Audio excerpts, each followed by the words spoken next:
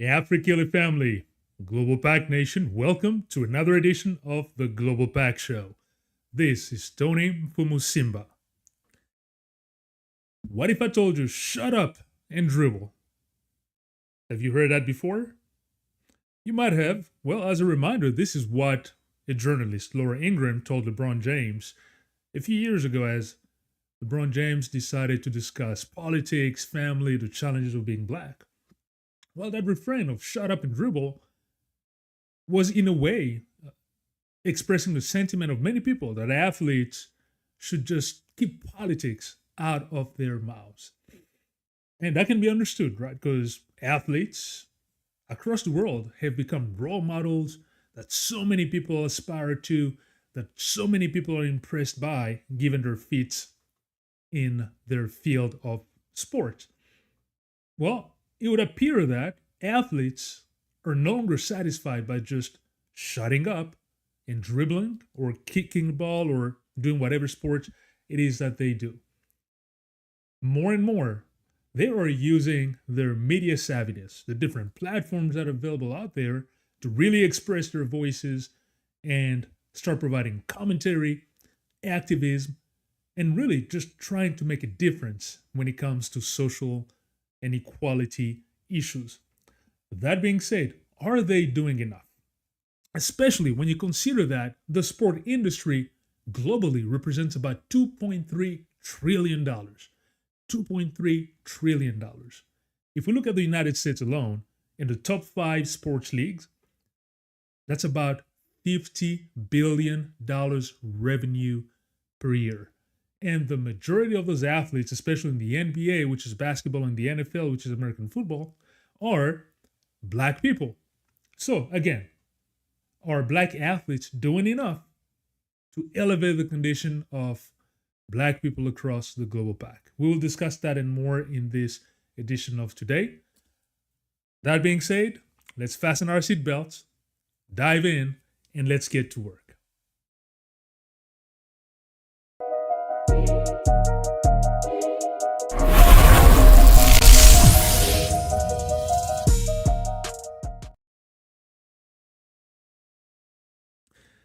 Once again, welcome to the Global PAC Show, AfriKili family, Global PAC Nation, and thank you very much for tuning in. Well, we launched this show, when was it on, it was on January 13th, so it has been over a month since this new Global PAC platform begun. So on that note, I can't thank you enough. I always start these shows by thanking you, and there's a reason for that. I really appreciate all your support. Those of you that have been watching, sending me messages since we decided to launch this new live format. I really, really appreciate that. And for those of you who have not done so yet, let me just take a moment and ask you to just click on the subscribe button. If you will, it only takes about 1 minute, not even a minute, only a few seconds. But by doing so, you will help this platform grow, but you'll also become part of the community, the conversation, and together we will raise this Global PAC and AfriKili platform, and we will achieve the goals that we've set forth for ourselves. Thank you very much, and also remember to go on the website www.afrikili.com to read some of the past blogs and to also just be informed as new blogs are released on the platform. All right, that being said, let's go straight into our subject of today. Professional athletes. Well, if you're like me, professional athletes or becoming a professional athlete might have been part of your dreams growing up. I know I saw myself growing up sometimes either kicking a soccer ball somewhere, as I was growing up in Europe, or later on being on some basketball court somewhere. Sports for many people is just something we aspire to. Let's just be honest. Look at the numbers that I mentioned. When you look at the industry as a whole, like for a sport industry to generate $2.3 trillion globally, tells you that sports are a massive thing, right? And then if you look at the United States alone, generating $50 billion per year, that is not insignificant. If you recall, bringing a bit of politics into this. I mean, you saw what Doge is trying to do with the USAID, right? Cutting the USAID budget. Well, the USAID has a budget of about 40 to 50 billion dollars, and that money is having a lot of impact across the world. So when you take that into consideration and you see that sports alone in the United States generate about $50 billion per year, this is a massive industry. All right. This is a significant industry. And then considering that in some of the sports, like the top five in the United States, we have the basketball. No, first we have the NFL, right, which is the National Football League. American football, we have the NBA, National Basketball Association. We have the we have the MLB, which is baseball, so the Major League of Baseball. We have the NHL, the National Hockey League, and we have the MLS, the Major League Soccer. Those are the five big leagues that generate that $50 billion. And then obviously outside the United States, soccer is by far the number one sports, practiced in almost in every single country on this earth. I don't know about Greenland, the country that Donald Trump wants to take over. I don't know if there is soccer in Greenland or not. There's probably some indoor facilities. It would be tough to play on the ice out there. Nevertheless, sports is massive. All right, so our discussion today, I really want to discuss number one, the black athletes. Okay, black professional athletes. Their role in activism. What have they done in the past? And then we'll look at the impact of their action, the downfall of their action, and then we'll maybe look at today what some of the current present day athletes are doing, and then we'll look at the Global PAC as a whole. What are some of the lessons we can take out of this, and maybe how to go forward with regards to this fantastic platform that has been created by so many black athletes that is so powerful and has a significant impact. All right, so to start here, I'd like to just look at the activism with black athletes. So the title of this show was are black athletes speaking up? Well, if we go back to when sports really started becoming really televised and being very popular in the media channels and so on, I mean you have to agree that the United States, being the biggest media market, provided an opportunity that very few countries around the world were able to provide. And especially when it came to black athletes, there's no other place around the world where you had black athletes that could have messages amplified via traditional media. So the US was that market, and as such, black athletes that operated within the United States had the opportunity to have their messages amplified and their action really amplified through the media, unlike anywhere else in the world, even though it was nothing compared to the media today, which we will talk about later. But looking at the 60s, I mean, we have some prominent black athletes that were really, really activist, that were fighting for social justice, fighting for racial equality. So that's not a new thing when it comes to athletes.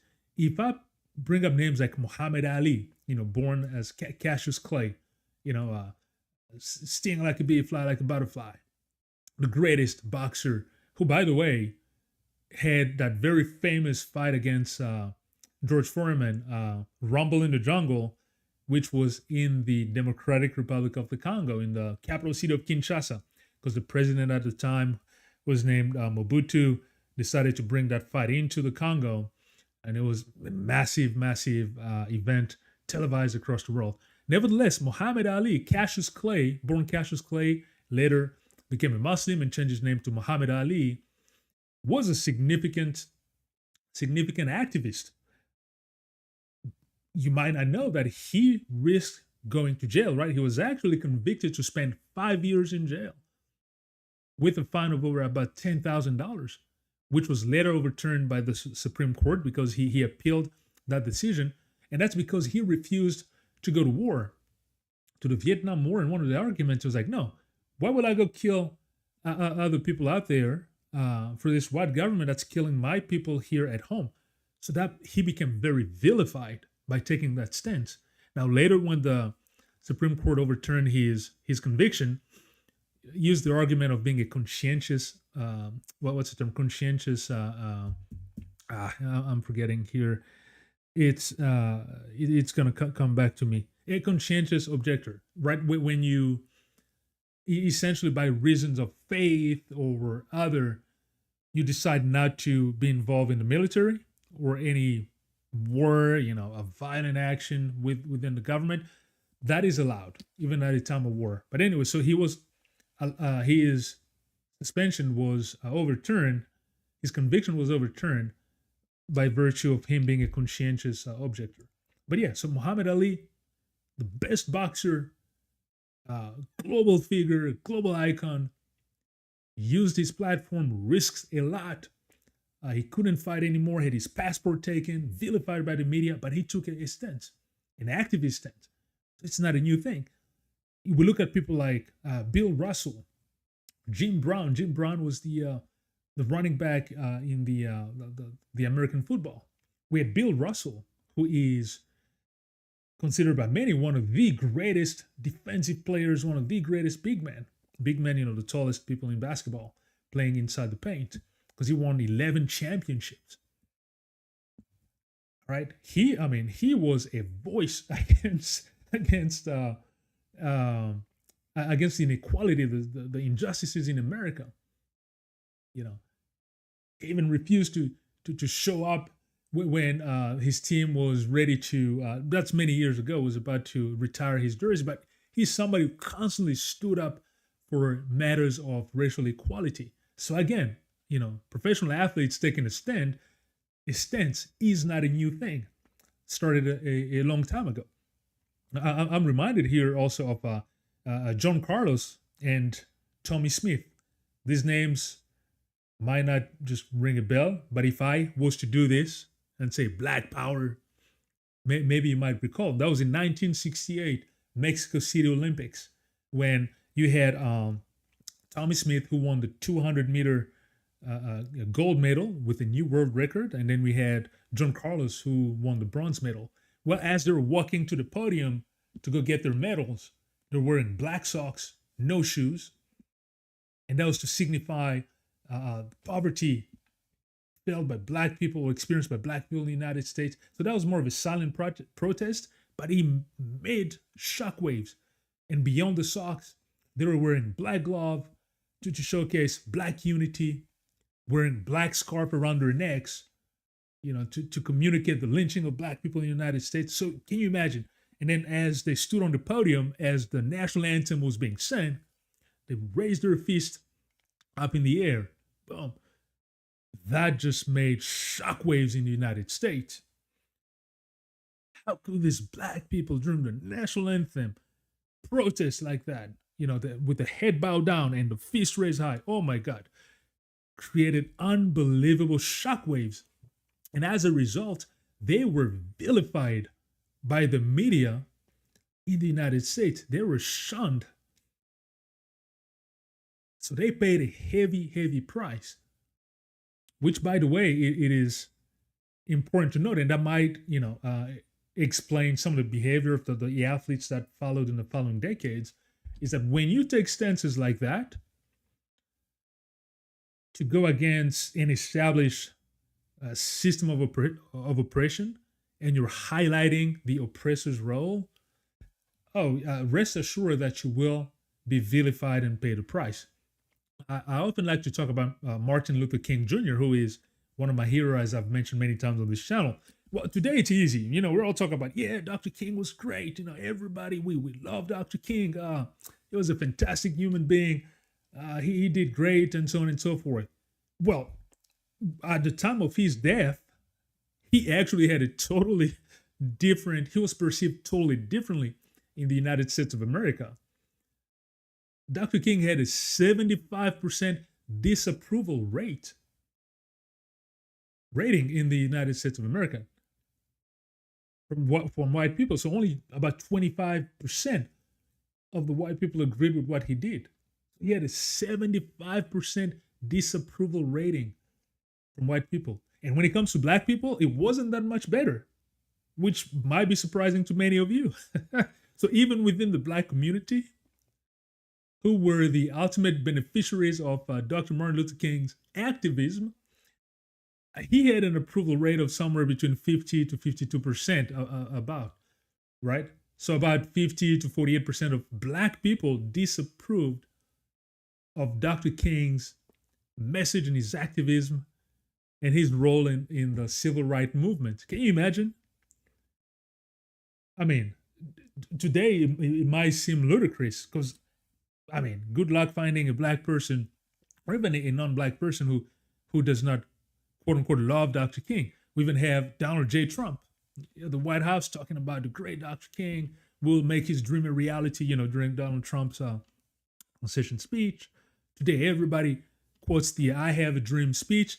But at the time, Dr. King, who was disrupting the system, who wanted to create a crisis purposely, because even from his letter from Birmingham jail, he was talking about the crisis that he needed to create. And he wanted to create discomfort because he believed that it is through moments of crisis that really the light can shine and great change can come about. But understand that at the time of his activism, oh man, he was not loved at all. And that even caused a lot of depression from Dr. King. In one of the many shows, I talked about the fact that when he went to Ghana, right? Dr. King went to Ghana. He was invited by Kwame Nkrumah for the inauguration when Ghana gained its independence. Ghana became the first African country to gain its independence, and so Kwame Nkrumah was being sworn as president. So he invited Dr. King, and so when Dr. King went to Ghana, it really helped him a lot with his depression and so on. And he came back to the United States reinvigorated, seeing what had happened in Ghana, and that also renewed a bit of his strength and energy. But I'm saying all this to say that all these athletes that were fighting the oppressive system and all the activists understood that that was a heavy, heavy price to pay. Muhammad Ali paid the price, Bill Russell, I talked about Tommy Smith, John Carlos. So that was an understanding that to change that white system, you would pay the price. And so to me, when I consider that, and then I look at what happened in the following decades, right? When the media even became much, much bigger. So take, for example, the era of Michael Jordan, Air Jordan, who by many accounts really revolutionized sports media. I mean, he really became a global icon, right?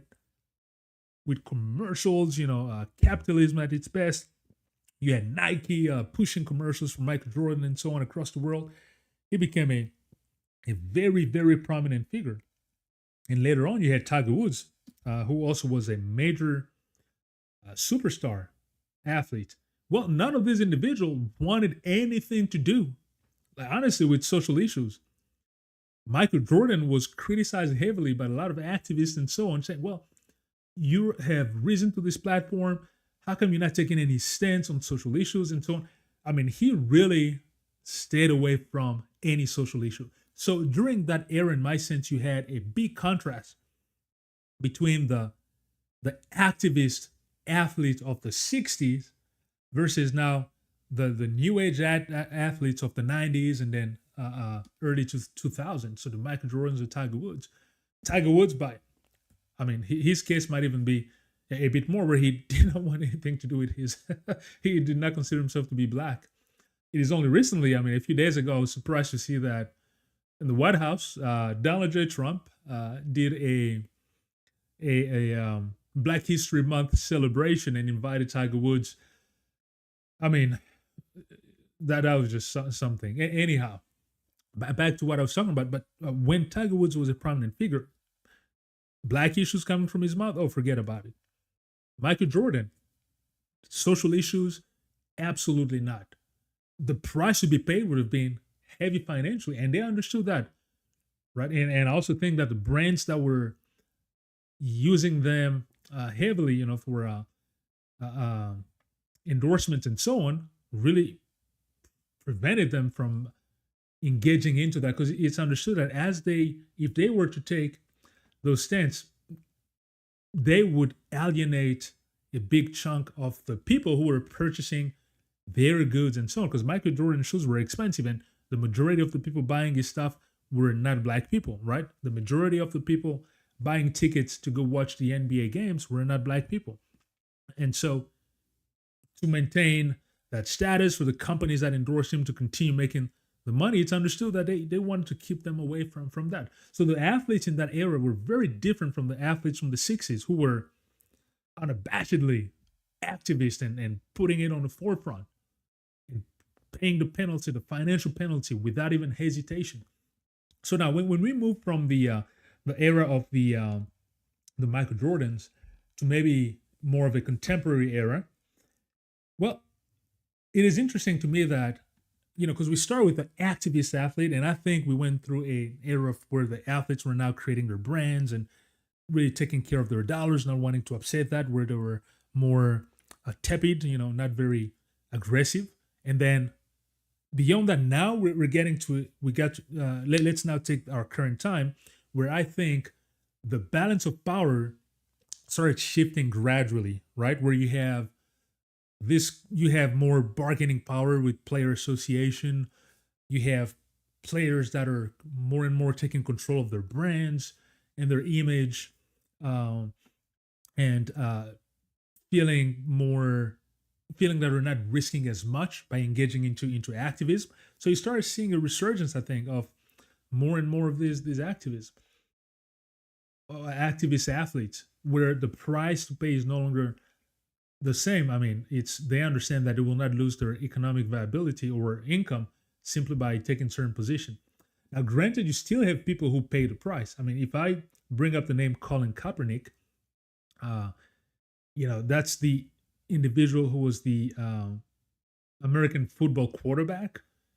I mean, the guy was a specimen, 6'4", maybe 230, 40 pounds, could run with the best of them, had a cannon of an arm. But he decided to kneel during in the national anthem of a football game, and that decision ended up costing him his career in the NFL. Because back in 2016, he decided to kneel as a sign against police brutality, right, against black people. He did it during the national anthem. Oh my God. Then the right-wing media pounced on that and started bashing his character, saying that he was un-American, he was not patriotic, which was such a big stretch, but that's the narrative that was created around it. But guess what? He never backed down. He stuck with his stance and continued kneeling. Unfortunately, he ended up being out of the NFL as a result of that, because even President Trump, during his first election campaign, really pounced on that, right? Used that, saying that Kaepernick was un-American, and used that. But anyway, so Kaepernick here is a modern day athlete, even though I say that athletes start gaining more power, right, in terms of their image and so on. But here's somebody who actually ended up paying a heavy price for it, but he was fine with it. He never backed down. And so I would be curious to see how history will remember Colin Kaepernick, if he will be raised to the same level as Tommy Smith and John, Carlos, who raised their fist in Mexico City. I'm curious to see how history will remember him. But I think when it's all said and done, we might not be here to see it, just like we're reading some of the stuff that happened in the past, but I think he will be remembered fondly, because that is a great stance that he took. He paid the price, but guess what? Through his persistence, now kneeling has become an accepted form of protest. Now it is done by not only black people, white people. It is done in America. It is done in Europe. You have, soccer games in Europe where people are kneeling as a sign of activism and protest against racism. So the action that Colin Kaepernick brought to the forefront has now become an accepted form of fighting or activism against oppression and racism around the world. So his stance has created a significant impact. So I think history will remember him for that, regardless of what people are saying. But as I was saying, athletes feel compelled to take a stronger stance. You might recall in 2020, there was it Jordan Blake who was killed by the police in Minnesota, I'm sorry, in Wisconsin. And so Giannis Antetokounmpo, who is the Greek Nigerian basketball player, was one of the biggest superstar in the world, led his team and they decided to protest. So they did not come out, and it was the playoffs in basketball. Playoffs that are so significant, right? Massive revenue generator. Playoffs is on your way to winning the championship. They decided not to step on the floor for a playoff game. They had a game 5, I think, against the Orlando Magic, which is another team from the NBA, and also other teams followed suit. And you also had teams in other leagues, in the baseball league, the MLB, that decided not to play. But here you had instance where athletes decided not even to just protest before a game, but literally not to play at all. That would have been unfathomable, during Jordan's time. But these athletes did that, and they didn't pay any of the financial price. I talked about LeBron James during my introduction.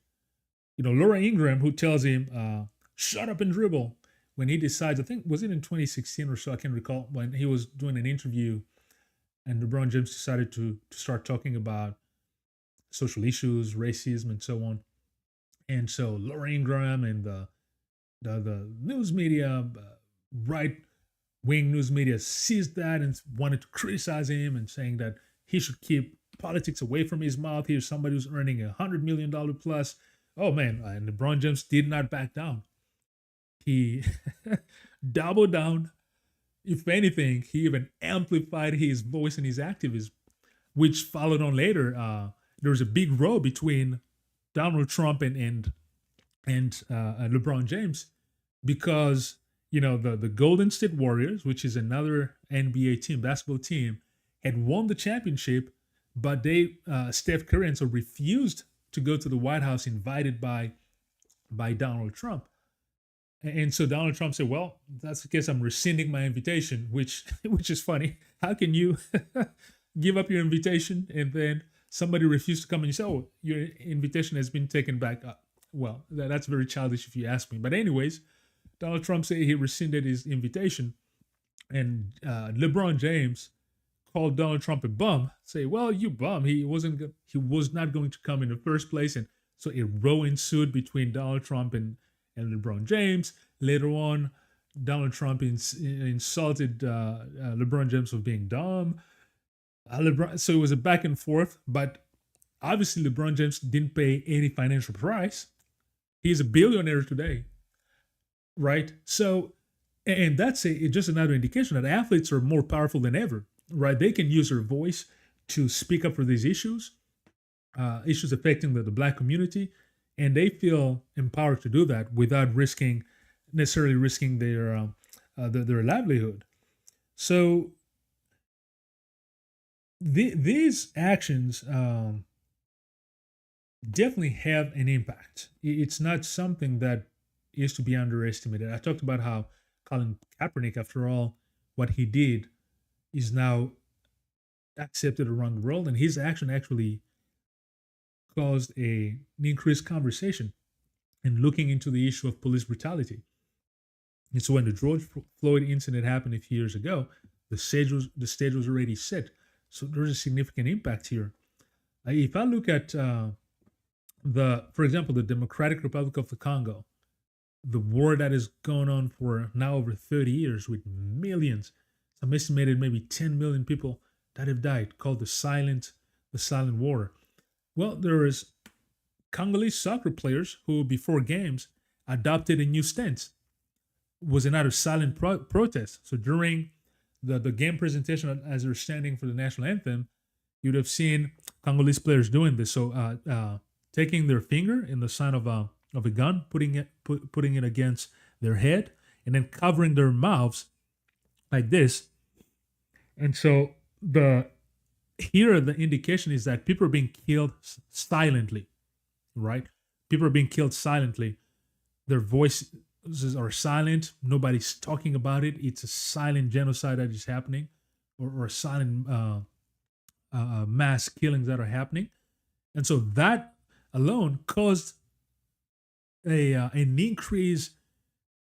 I say a bigger highlight on the situation that was unfolding in the Congo. So the media started covering it even more, wondering, okay, so what is this? What is going on? You had people who maybe had no clue in the stadiums. Remember again that soccer is the #1 sport in the world.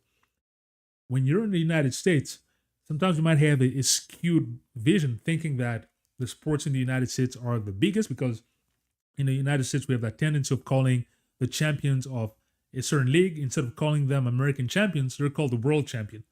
Like the people who win the NBA are called the world basketball champion. The people, Americans have that habit of calling world champion people who win the local leagues. Even though you have world competition, you have basketball, you have a world championship, which the US does not always win. Nevertheless, when you're within the US, you might have that skewed vision. But understand that outside of the United States, soccer is by far the #1 sport.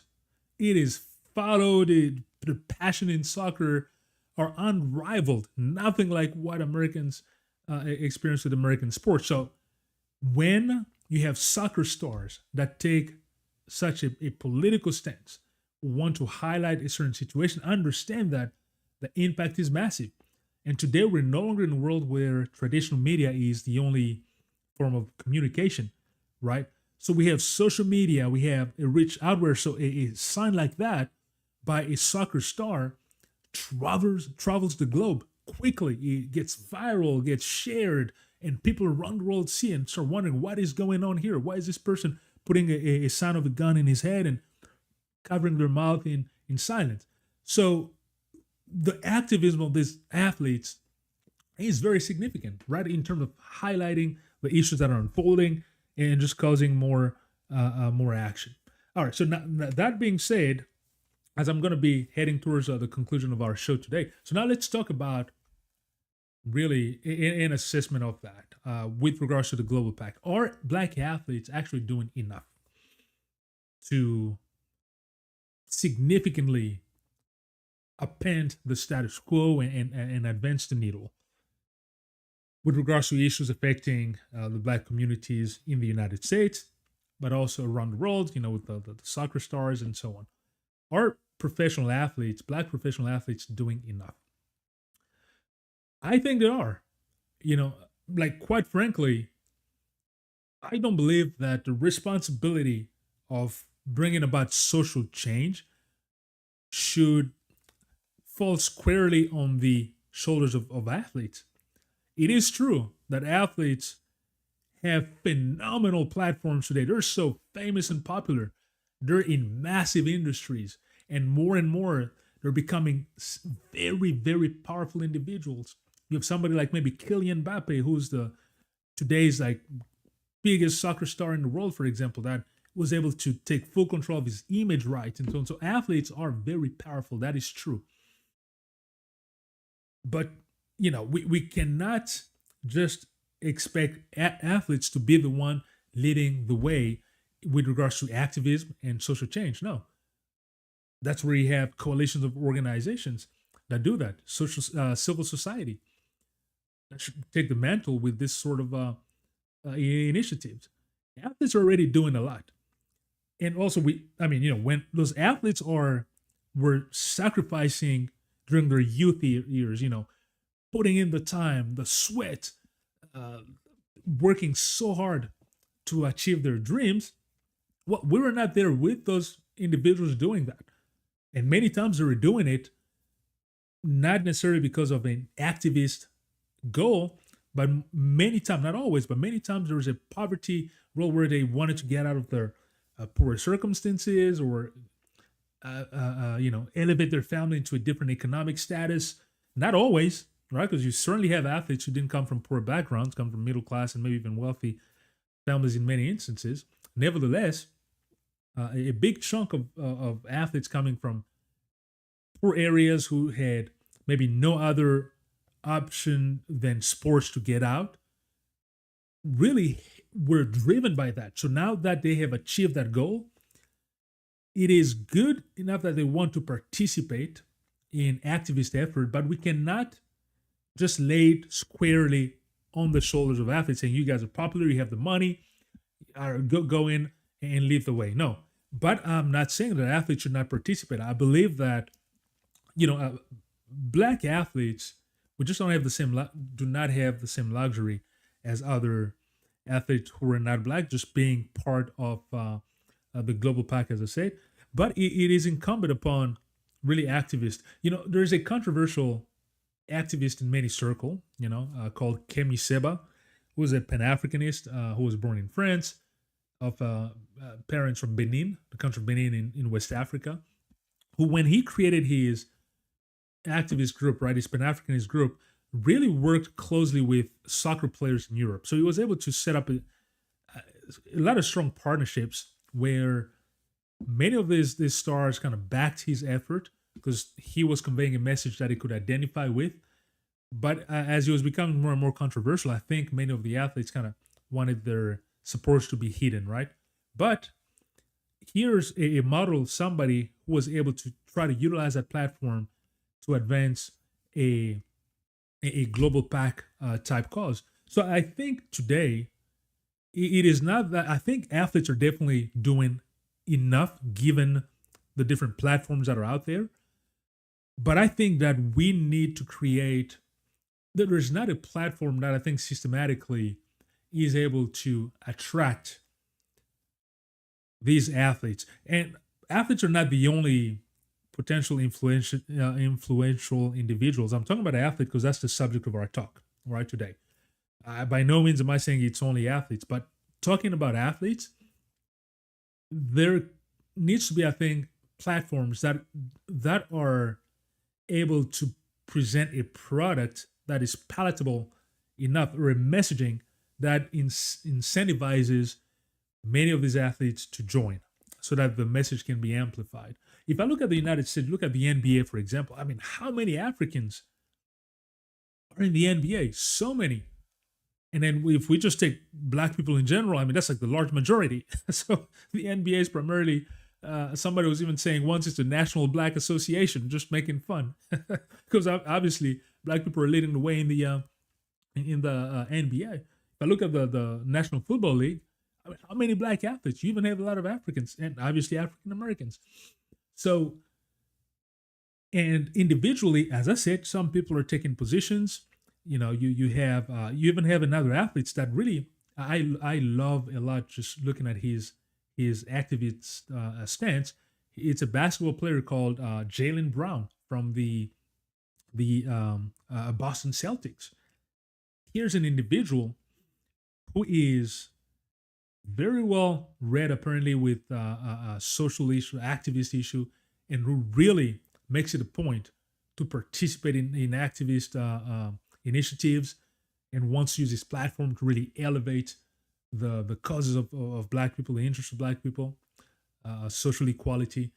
He's somebody I like a lot, but there is definitely a lack of platforms out there to incentivize many of these athletes to participate. And I think I see that as an opportunity, actually. I see that as an opportunity, right? Creating a platform where, these athletes are obviously busy. Being millionaire, forget about it. But they have a platform, but they are busy, right? So being able to present a way to unify, you will never get everybody, but use that as a tool to advance the message and the cause of black people. And don't do it just to abuse and utilize people's fame. Because if I see also a lot of times that people want to associate with famous people and so on, just to kind of ride the other people's fame. If that's the incentive, that's your objective, then I mean that's obviously not genuine, and that's unfortunate. That's a waste of time, and people will see through that, right? Because again, those people work hard to be where they are, to attain the fame that they did. It wasn't granted because sports is one of those fields where meritocracy actually really gets applied once you get to a certain level. So they worked very hard. So trying to associate with individuals like that, in my sense, cannot be just because you two want to attain or your platform want to attain popularity. That is wrong. But it is in a way to utilize these individuals' platform and aggregate that so that together we can create a critical mass that can amplify our voices, strengthen our voices, and really demand the societal changes that we are seeking as we're trying to shift the balance, the inequality balance in our societies. And that is for the United States, but obviously the global PAC as a whole. We're talking about Africa, we're talking about the Caribbean, and so on. We have many athletes from the Caribbean, right, across the different sports in the United States, in Europe, and so on. So that is an opportunity. The message really I wanted to pass here is that one, professional athletes used to pay a heavy economic price by participating in social issues. That is no longer the case today. Once they attain a certain level, I mean, contracts are guaranteed. There's, bargaining power. There's player association that guarantees their income. So they don't pay the price that they once did by taking political stances.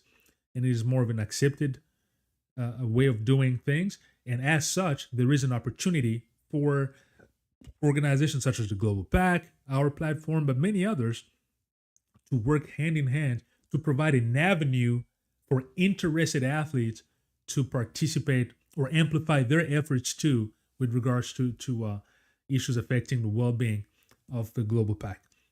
So that's the message I wanted to talk about today. Tell me what you think. I'm really curious to see what you think of sports. I mean, sports is one of those topics that really elicits, number one, crazy passions. There's fanhood when it comes to sports. It's a topic that a lot of people kind of relate to, but I'm curious to hear your tell me what you think about my conclusion here, that there's certainly an opportunity, right, to within the different platforms to amplify the influence by associating with athletes, but doing it in a strategic and intelligent way that does not also just hurt them, but allow to improve all of our conditions going forward. All right, so I'm going to end up here for today, but let me know what you think. Really, I'm serious. I really want to send you comments, and so on. To conclude, as has become the tradition on our show, you know we like doing this now, ending with a quote, just to stay positive and encourage us to always continue moving forward, to not stay down, understanding that we have the power to affect our destinies. We're active participant in our societies and destiny. That's why I like to bring these quotes as I close the show. And today's quote is from none other than Cassius Clay, Muhammad Ali, since I spoke about him when we began. Mr. Fly like a butterfly, sting like a bee. All right, so his quote here says, "It's lack of faith that makes people afraid of meeting challenges, and I believe in myself." In other words, he has so much faith in himself, that he is not afraid to meet challenges. That is, I think, a fantastic quote, and that is a call, and it's a message to all of us out there. You who are looking at me, all of us out there, we need to believe in ourselves, folks. We have what it takes to succeed, all right? We have what it takes for our message to be amplified. And when it comes to this platform, I know we have what it takes to grow this platform, reach the objective that we set for ourselves in 2025. We will get there.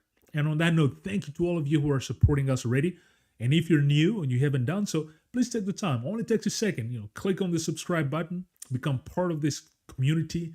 Let's grow this platform together, be part of the conversation so that we can reach the goals we've set for ourselves. So thank you for that. But it takes time. Just click, subscribe, easy done, and we're part of the same community. Also, remember to check out our website, www.afrikili.com. As I'm concluding, as I like to say, remember, we are a strong people. We are a beautiful people. We are a capable people. And more importantly, we are the Global PAC. So until next time, peace be with you. Asante sana, which means thank you very much in Swahili. And remember, we are the Global PAC.